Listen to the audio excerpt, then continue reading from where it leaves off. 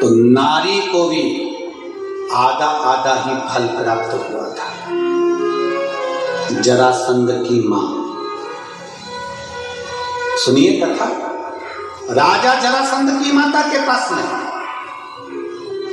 राजा जरासंध के पिताजी तप कर रहे हैं, देवता प्रसन्न हो गए, फल दे दिया, और 24 घंटे के अंदर रात्रि होने से पहले यह फल खाना चाहिए। राजा जरासंध के पिता की 2 पत्नियां थी। फल भेजा, पक्षी को बुलाया, पक्षी जल्दी आ, ये फल ले जा, मेरी पत्नी को दे दे, रात होने से पहले खिलाना, ये फल ले जा, ये शिव का प्रसाद है, ले जा। फल पहुंचा पत्नी के पास में। पत्नी ने विचार करा, हम राजा की 2 पत्नियां, फल एक है, क्या करना चाहिए, काट कर खा लेना चाहिए। दोनों ने आधा काट कर खा लिया। राजा को लगा कि मेरे यहाँ संतान नहीं थी, भगवान ने कृपा कर दी, मेरी दोनों रानियां गर्भवती हो गई। जब इनके गर्भ से संतान हुई, गर्भ से जब औलाद हुई, संतान हुई, तो आदिनाथ एक कान, एक आंख, एक हाथ, एक पांव, एक रानी के गर्भ से हुआ। एक आंख, एक कान, एक हाथ, एक पांव दूसरी रानी के गर्भ से हुआ।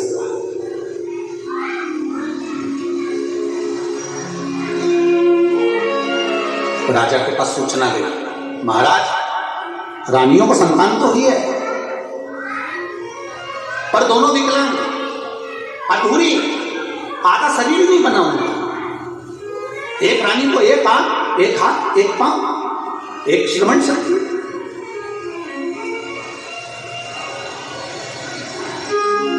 श्री राम जी महाराज से दूसरी बार मिलना हुआ।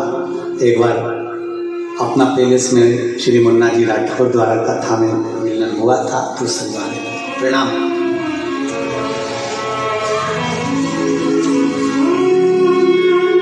आधा शरीर, आधा नेत्र, एक श्रवण, एक हस्त, एक पांव, एक रानी का होता है। एक नेत्र, एक श्रवण, एक नासिका का छिद्र, एक हाथ, एक पांव, एक रानी का। विचार किया महाराज, रानी को संतान तो हुई है पर अधूरी हुई है। अधूरी संतान, हाँ,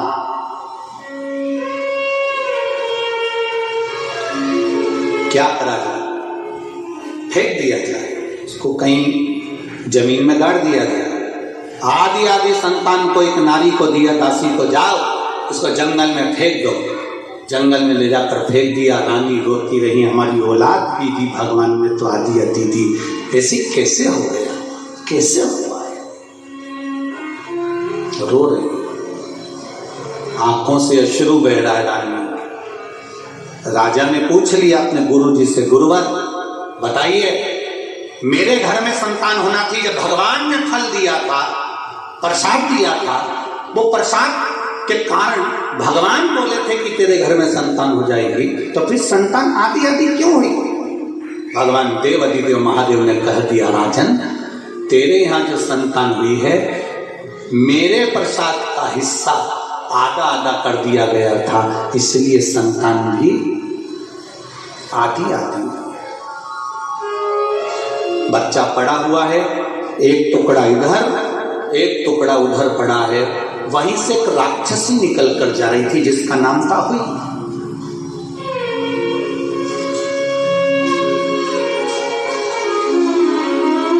उसने देखा बच्चा रो रहा है पर आधा है, उसके होठ भी आगे कटे हुए हैं, आंख एक है, परंतु उसने उठाया।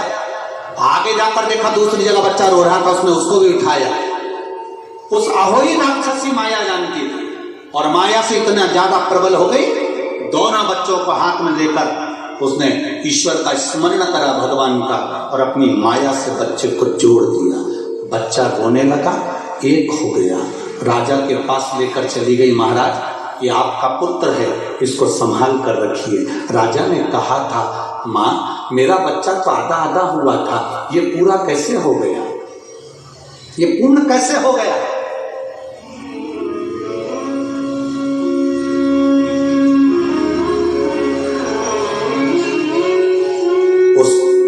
अहोई राक्षसी ने महाराज को गोदी में बच्चा दिया और महाराज को हथेली पर उठाकर अहोई लेकर चली गई। श्रीमद् भागवत का ये संवाद बड़ा सुंदर है। प्रसाद की महत्वता में अपने से श्रवण करें। अहोई ने उठाया, जरासंध के पिता को हाथ में लेकर गई और राजा पूछ रहा है, ये मेरा बच्चा तो टुकड़े में हुआ था, एक आंख, एक नासिका का छिद्र, एक हाथ, एक पांव, इसका दूसरा टुकड़ा अलग था, ये एक कैसे हो गए? अहोई ने ले जाकर एक शिवालय में जरासंध के पिता को बिठा दिया और कहा, जिस शिवालय की मैं आराधना करती हूँ, जिस शंकर का मैं गुणगान करती हूँ, मैं हूँ राक्षसी, पर मैं शिव का भजन करती हूँ और शंकर का स्मरण करती हूँ। इन शिव के जल से मैंने आपके पुत्र को फिर जीवित कर दिया। एक सुनो राजन, आपके बेटे को कोई नहीं मार सकता, बड़ा वीर बनेगा, प्रबल बनेगा, वीरता में प्रखर होगा, पर जिस दिन इसके शरीर के टुकड़े कर कर विभाजित कर कर फेंक दिए जाएंगे, उस दिन ये समाप्त हो जाएगा। जब बार बार भीम ने जरासंध को बीच में से फाड़ दिया, फिर जुड़ गया, फिर फाड़ा, फिर जुड़ गया, फिर फाड़ा, फिर जुड़ गया, तब भगवान द्वारिकाधीश शंकर भगवान डमरू वाले को पूछते हैं, रे नागेश्वर नाथ, हे मेरे सोमनाथ, बताओ तो, मैंने रामेश्वर की स्थापना करी है,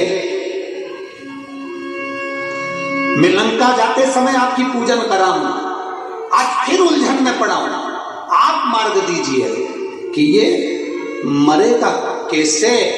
शिव जी ने कह दिया, हे वसुदेव, ये इतनी जल्दी ऐसे मरने वाला नहीं है, क्योंकि मेरे ही प्रसाद से फलीभूत हुआ है, पर दो माताओं के द्वारा इसका जन्म है, अगर इसका भाग विभाजित होगा और ये अलग अलग फेंकेंगे, तब जाकर इसके प्राण छूटेंगे। असुर है,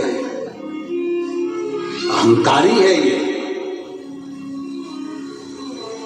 मार्गभ्रष्ट करता है, इसका मरना निश्चित है, पर उसके लिए भी बता दिया गया। फिर भगवान कृष्ण ने तिनका तोड़ा, दो भाग विभाजित कर फेंके, तब समझ में आया भीम को, तब जाकर